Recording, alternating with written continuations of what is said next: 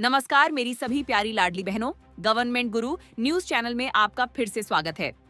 बहनों, आज मैं आपसे एक बड़ी बहन बनकर बात करने आई हूँ। पिछले कुछ दिनों से आप में से कई बहनों के घर में तो 3,000 रुपए पहुंच गए, लेकिन लाखों बहनें आज भी अपना मोबाइल लेकर बैठी हैं कि कब मैसेज आएगा। आप लोग परेशान हैं कि जनवरी के 1,500 रुपए कब आएंगे, और जिनका नवंबर दिसंबर का पैसा नहीं आया, क्या वो डूब गया?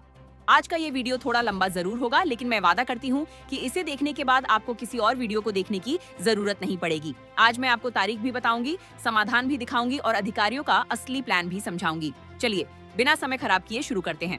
सबसे पहले बात करते हैं जनवरी की किस्त की।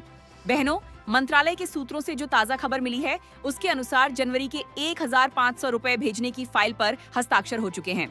सरकार का प्लान है कि 21 जनवरी से लेकर 25 जनवरी के बीच यह पैसा आपके खातों में भेजा जाए।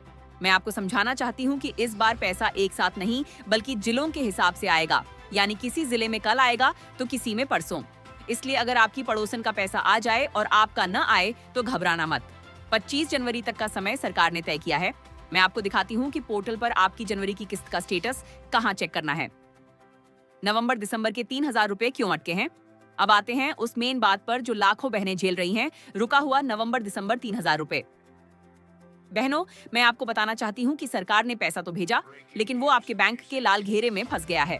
ज्यादातर बहनों का पैसा इसलिए रुका है क्योंकि उनके खाते में इनवर्ड रेमिटेंस यानी बाहर से आने वाले पैसे पर बैंक ने रोक लगा रखी है।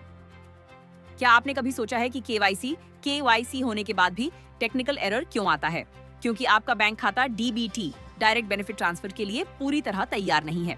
ये सच कोई आपको नहीं बताएगा, लेकिन मैं आपको सावधान कर रही हूँ। रुका हुआ पैसा पाने का ब्रह्मास्त्र तरीका क्या है, गौर से सुनिए। अगर आपका पैसा नहीं आया तो अब आपको हाथ पर हाथ धरकर नहीं बैठना है। मैं आपको 3 ऐसे स्टेप्स बताती हूँ जो आपको कल ही करने हैं। स्टेप 1, बैंक जाकर सोविंग करवाएं। बैंक मैनेजर से सिर्फ ये मत पूछिए कि पैसे आए क्या, उनसे कहिए कि मेरा खाता एनपीसीआई मैपर पर 100 लिंक कर दो। जब तक वो ये नहीं करेंगे, सरकार चाहे 10 बार पैसा भेजे, आपके खाते में नहीं आएगा।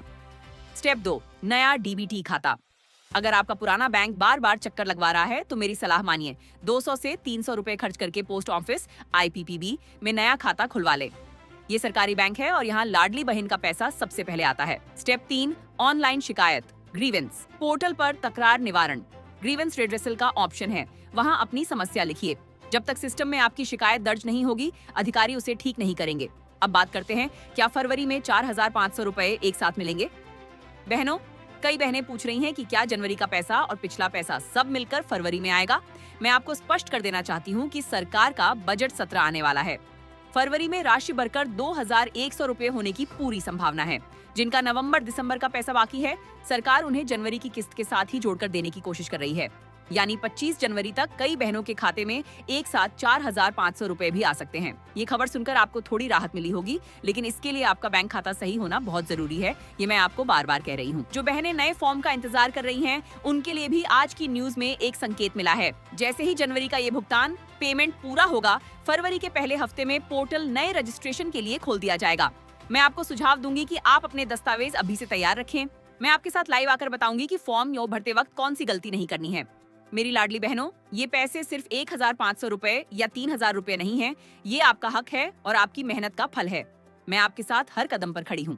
अगर आपको आज की ये जानकारी काम की लगी हो तो कमेंट में सभी लाड़की बहनों को पैसे दे ऐसा लिखें और अपना जिला और बैंक का नाम जरूर बताएं, ताकि मैं आपकी और मदद कर सकूं और सरकार तक हमारी बात पहुंच सके। इस वीडियो को महाराष्ट्र की हर लाडली बहन तक शेयर करें। चैनल को सब्सक्राइब करना न भूलें, ताकि कोई भी अपडेट आपसे मिस ना हो। मैं मिलूंगी आपसे कल सुबह एक और बड़ी अपडेट के साथ। अपना ख्याल रखें। धन्यवाद।